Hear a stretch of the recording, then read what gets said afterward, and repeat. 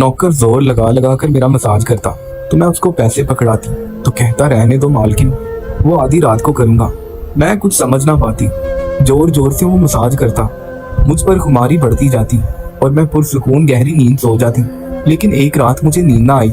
उस रात मेरे होश उड़ गए जब उस रात मसाज करते करते उसने, मैं बहुत खूबसूरत और हसीन थी, इसलिए शादी से पहले हर रोज मेरे लिए रिश्ता आ जाता था। मैं अपने माँ बाप की इकलौती बेटी थी, इसलिए मेरा बाप चाहता था कि मैं डॉक्टर बनकर उसका नाम रोशन करूं। मगर जब मेरे लिए इतने अच्छे रिश्ते आते थे तो मेरी माँ मुझसे कहती थी कि तुम पढ़ाई छोड़ दो ताकि मैं तुम्हारी शादी कर दूं। मगर मैं अपनी माँ से कहती थी कि मुझे तो डॉक्टर बनना है। मगर ये सुनकर मेरी माँ को गुस्सा आ जाता था और वो कहती थी कि तुम अभी शादी कर लो, ये डॉक्टरी बाद में कर लेना। मगर मेरा बाप नहीं मानता था, इसलिए मेरी माँ एक दम वाले बाबा के पास गई। उनसे कहा कि मैं अपनी बेटी की शादी कराना चाहती हूँ, मगर उसका बाप नहीं मान रहा। कोई ऐसा तवीज दें कि उसका बाप शादी के लिए फौरन मान जाए। दाम वाले बाबा ने मेरी माँ से 10,000 रुपए लिए और ऐसा तवीज दिया कि मेरा बाप मेरी शादी के लिए फौरन मान गया। ये रिश्ता दरअसल मेरे बाप के दोस्त के बेटे के लिए मांगा था और कहा कि आपकी बेटी की शादी के बाद भी डॉक्टर बन सकती है। ये सुनकर मेरे बाप ने इस शादी के लिए फौरन हाँ कर दी और मैं रुखसत होकर अपने ससुराल आ गई। मेरे ससुराल वाले बहुत अमीर थे, इसीलिए मैं और मेरे मियाँ अलग घर में रहते थे। मेरा मियाँ अपने बाप का बिजनेस संभालता था, इसीलिए वो सुबह से शाम तक बिजी रहता था। मैं उसके घर गई तो ऐशो आराम देखकर मैं चूम गई। मेरे मियाँ ने मेरी खिदमत के लिए कई नौकरानियां रखी हुई थी, मगर उसका एक नौकर धीरे धीरे मेरे करीब आने लगा। उस नौकर ने मुझसे कहा कि मैं यहाँ काफी सालों से काम कर रहा हूँ और आपके ससुराल वाले मुझे बिल्कुल घर का फर्ज समझते हैं। ये सुनकर मैंने भी उसे खास अहमियत देना शुरू कर दी। वो एक दिन मेरे कमरे में आ गया तो मैं अभी तक अपने बिस्तर में लेटी हुई थी। उसने मुझे थका थका देखा तो कहने लगा कि आप लेटे लेटे थक गई होंगी, अगर आपको बुरा ना लगे तो मैं आपके पैर दबा दूं। ये सुनकर मैं चौंक गई। मैं खूबसूरत और हसीन थी, जवान थी, लेकिन मुझे मेरे मियाँ के अलावा किसी मर्द ने नहीं छुआ था और ना ही मैंने किसी नौकर से कभी पैर दबाए थे, इसलिए मैंने फौरन इनकार कर दिया। नहीं, मुझे अच्छा नहीं लगता कि कोई मेरे पैर दबाए, कोई मर्द मुझे छुए। ये सुनकर वो चुप हो गया और मेरे कमरे से चला गया। तभी मुझे एहसास हुआ कि मैंने उसकी बात का जवाब बहुत सख्ती से दिया था। शायद वो पहले भी ससुरालियों के ऐसे काम करता होगा, मगर मैंने साफ इनकार करके उसका दिल तोड़ दिया था। दरअसल मैं बहुत नरम दिल थी, इसलिए मुझे बाद में बहुत अफसोस होने लगा। मैं उसके बारे में सोचने लगी कि ये नौकर तो काफी जवान और खूबसूरत है, मुझे इसे पैर नहीं दबवाने चाहिए थे। शायद मेरे मियाँ को ये बात अच्छी ना लगे। अगले दिन भी ऐसा हुआ, नौकर ने यही बात मुझसे दोबारा कही। मैं उस दिन बहुत थकी हुई थी, इसलिए मैंने अपने पैर बिस्तर से नीचे कर लिए और उसे कहा कि तुम मेरे पैर दबा दो।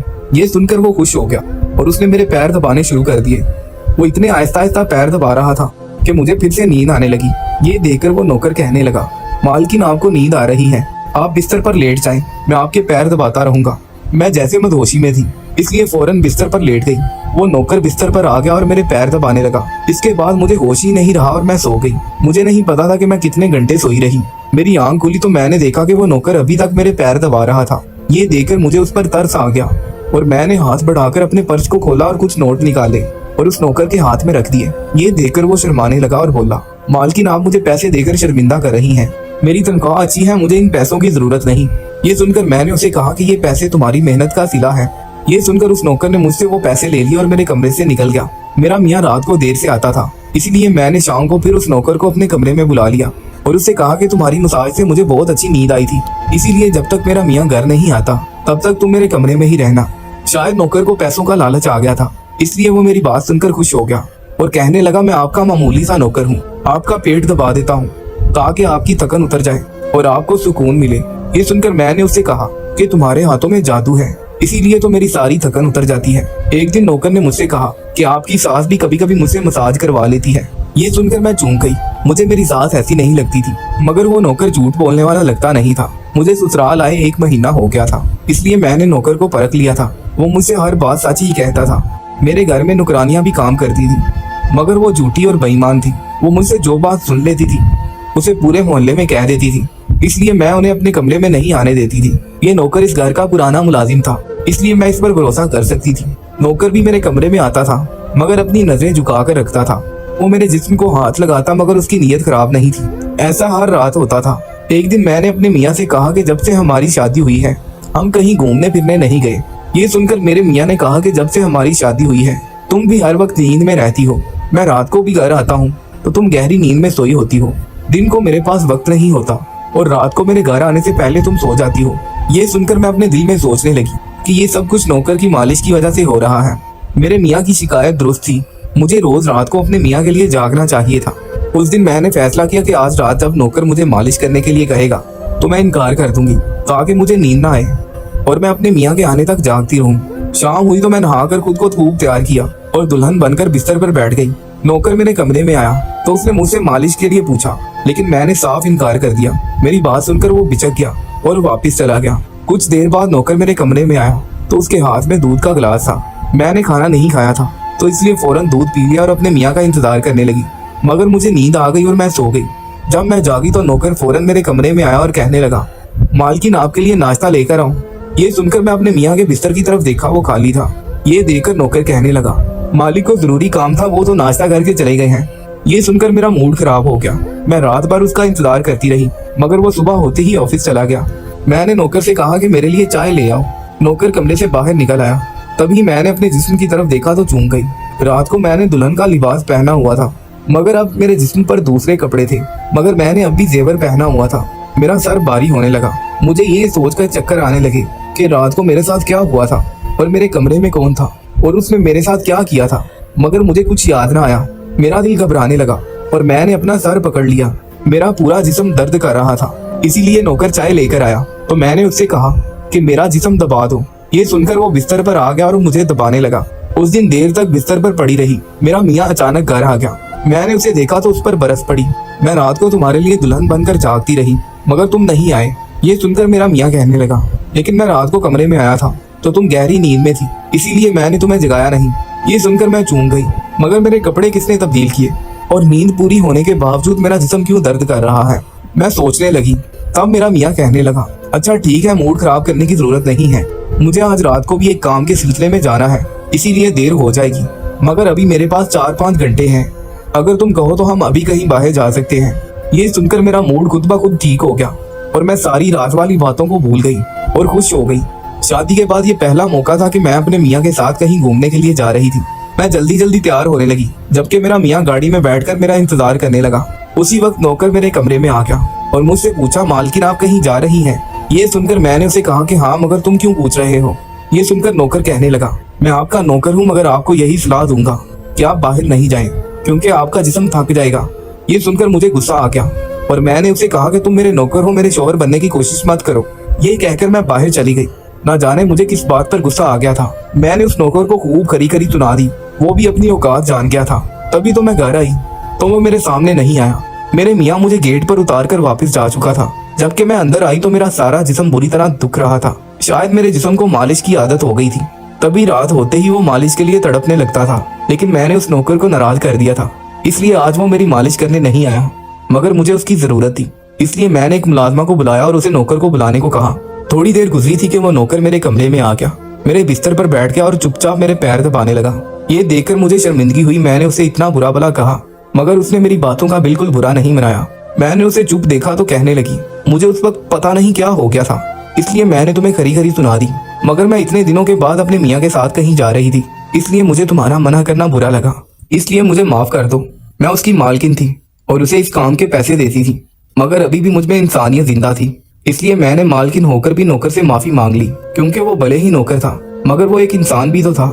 मेरी बात सुनकर वो नौकर कहने लगा, मैं आपका नौकर हूँ, इस काम के लिए मैं आपसे तनख्वाह लेता हूँ, इसलिए आपको हक है कि आप जो चाहें मुझे कह दें। ये सुनकर मैं चुप हो गई, मगर मैंने सोच लिया था कि आइंदा इससे ऐसा कुछ भी नहीं कहूंगी। वो उस रात देर तक मेरी मालिश करता रहा। फिर मुझे नींद आ गई। मुझे नहीं पता था कि नौकर मेरे कमरे से कब निकला और कब मेरा मियाँ घर आया। मैं सुबह जागी तो मेरा मियाँ बाथरूम में था और बाहर जाने के लिए तैयार हो रहा था। मैं उसे हैरानी से देखने लगी। पता नहीं आजकल मुझे क्या होता जा रहा था। नौकर की मालिश से मुझे इतनी गहरी नींद आती थी कि मुझे किसी बात का होश ही नहीं रहता था। मुझे इस बात का कभी पता ही नहीं चलता था कि मेरा मियाँ कब कमरे में आता है, और कब चला जाता है। मैं सोचने लगी कि इस नौकर की मालिश में ऐसा क्या जादू है कि वो मेरे मियाँ के आने से पहले मेरी मालिश करता तो मैं अचानक गहरी नींद में सो जाती थी। सुबह जब मैं उठती तो मेरा सर भारी महसूस होता और मैं चलने फिरने के काबिल नहीं रहती। लेकिन ये बात मैंने अपने मियाँ को नहीं बताई, क्योंकि मैं नहीं चाहती थी कि ये बात मेरे मियाँ को पता चले कि मैं इस नौकर से मसाज भी करवाती थी। एक दिन मेरा मियाँ दिन के वक्त भी घर पर रहा। मैंने नौकर से घर के सारे काम करवाकर अपने कमरे में नहीं आने दिया। नौकर भी घर के सारे काम करता रहा और मसाज वाली बात किसी के सामने अपने मुंह से नहीं निकाली। मैं भी यही चाहती थी कि ये बात किसी को पता ना चले। इस दौरान जब मेरे मियाँ घर से बाहर जाता था मैं उस नौकर को कमरे में बुला लेती थी, मगर एक दिन मेरा मियाँ अचानक ही घर आ गया और मैं कमरे में थी। ये देखकर मैं बहुत घबरा गई और सोचा कि मियाँ के आने से पहले नौकर को भगा दूं। मगर ये नौकर भी बहुत समझदार था। मेरे मियाँ के आने से पहले दूसरे काम पर लग गया और मेरे मियाँ को कुछ भी पता न चला। मैं मसाज घर की नौकरानियों से भी करवा सकती थी, मगर उस नौकर के हाथ में क्या जादू था कि मैं हर रोज उसे अपने कमरे में बुला लिया करती थी। मुझे पता नहीं क्या होता जा रहा था। जिस रात मैं नौकर से मसाज नहीं करवाती थी, उस रात मेरे पूरे जिस्म में दर्द होता था। सुबह मैं जागती थी तो मेरा सर भारी हो जाता था और मुझे थकन हो जाती थी। एक रात मैंने नौकर से मालिश करवाई और गहरी नींद सो गई। सुबह मेरी आंख खुली तो फिर से मेरे कपड़े चेंज हो चुके थे। ये क्या माजरा था? ऐसा कौन करता था? क्या मेरे मियाँ मेरे साथ ऐसा कर रहा था? मैं सोच में पड़ गई और मैं आईने के सामने आई तो चूम गई। मेरे पूरे जिस्म पर निशानात पड़ गए थे। ये कैसे निशान थे? मैं अपने जिस्म पर हाथ फेरने लगी। मैं जैसे ये निशानात को मिटाना चाहती थी, मगर ऐसा ना हुआ। अगले दिन फिर मैंने अपने जिस्म को देखा। ये निशानात खत्म होने के बजाय फैलने लगे थे। मैं घबरा गई। तभी मेरे कमरे में नौकर आ गया और उसने मुझसे मालिश का कहा। मैं उसे ये निशानात छुपाना चाहती थी, इसलिए उसे कहा कि आज तुम सिर्फ मेरे पैर दबा दो। उसने मुझसे कुछ नहीं पूछा, मगर मैं अंदर ही अंदर डर गई थी। किसी दिन मेरे मियाँ ने ये निशानात देख लिए तो मैं उसे क्या जवाब दूंगी? मैं ये सोच सोच कर थक चुकी थी, इसलिए मैंने तकिया पर सर रख दिया। नौकर मेरा मसाज करने लगा। मेरी आंखें नींद से बंद होने लगी। तभी मुझे नौकर ने मुझसे ऐसी बात कह दी जिसे सुनकर मेरे होश उड़ गए। उसने मुझसे कहा, मालकिन आप मुझे बहुत अच्छी लगती हैं। मेरी आंखें बोझल होने लगी। मुझे उसकी बात समझ नहीं आई और फिर मैं गहरी नींद सो गई। जब मेरी आंख खुली तो मेरा मियाँ अभी बिस्तर में लेटा हुआ था। मेरा सर भारी हो रहा था और जिस्म दर्द से टूट रहा था, मगर इसके बावजूद मैं अपने मियाँ के करीब आई। उसे धीरे से निशानात के बारे में बता दिया। मैंने सोचा कि ये निशानात बढ़ रहे हैं, इसलिए मुझे ये बात अपने मियाँ को बता देनी चाहिए। ये सुनकर मेरे मियाँ ने मेरे जिस्म से कपड़ा हटाया तो वो उछल पड़ा। वो मुझसे दूर हो गया और कहने लगा, तुमने मुझे धोखा दिया है, बेवफाई की है और तुम्हें इसकी सजा मिलेगी। ये कोई बीमारी नहीं बल्कि तुम्हारे गुनाह हैं। मुझ में क्या कमी थी जो तुमने दूसरा मर्द तलाश कर लिया? मैं काम में मसरूफ था, मर तो नहीं गया था कि तुमने एक और चक्कर चला दिया। ये सुनकर मैं हक्का बक्का रह गई। मैंने उससे कहा कि ये आप कैसी बातें कर रहे हैं, मैं बेकसूर हूँ। मगर मेरे मियाँ हंसने लगे और कहा कि ये निशानात बता रहे हैं कि तुम गुनाहगार हो, इसलिए मैं घर से निकल जाऊं। मैं तुम्हें तलाक के कागजात भेज दूंगा। बस मुझे धक्के मारकर निकाल दिया। मैं रोते हुए अपने वालिदैन के घर आ गई और उन्हें अपनी बेगुनाही का यकीन दिलाया। वो मेरे अपने थे, इसीलिए उन्होंने एतबार कर लिया। उन्होंने कहा कि वो मेरे मियाँ से बात करने जाएंगे, मगर उनके जाने से पहले ही तलाक के कागजात आ गए और मेरी हंसती मुस्कुराती जिंदगी उजड़ गई। मैं इसका जिम्मेदार किसे ठहराती? कोई भी तो नहीं था। मैं कई दिन तक रोती रही और मैंने बिस्तर पकड़ लिया। मुझे ऐसे लगने लगा जैसे मैं मरने वाली हूँ। एक दिन मेरी अम्मी मेरे कमरे में आई और कहने लगी कि तुमसे कोई मिलने आया है। मैं भाग कर गई कि शायद मेरे मियाँ होंगे। उसे मेरी बेगुनाही का एहसास हो गया होगा, मगर वहाँ मेरा मियाँ नहीं बल्कि वही नौकर था जो उसके घर में काम करता था। मैंने उसे आने की वजह पूछी तो कहने लगा कि वो निशानात के बारे में जान गया था, जिसे सुनकर मैं चूक गई और ये भी कि ये क्यों हुए थे। ये सुनकर मैं खड़ी हो गई और जब समझ आई कि मेरे मियाँ ने मुझ पर इतने गंदे इल्जामात क्यों लगाए थे, ये देखकर मैंने नौकर के सीने पर मुक्के मारने शुरू कर दिए। ये मेरे जिस्म पर कैसे आ गए थे? तुमने मसाज के बहाने मेरे साथ क्या किया था? मुझे सच सच बताओ। जिसे सुनकर नौकर ने मेरे दोनों हाथ पकड़ लिए और कहने लगा, मेरा नाम सलमान है और मैं तुम्हारे साथ अपनी यूनिवर्सिटी में पढ़ता था, मगर मुझे तुमसे प्यार हो गया था।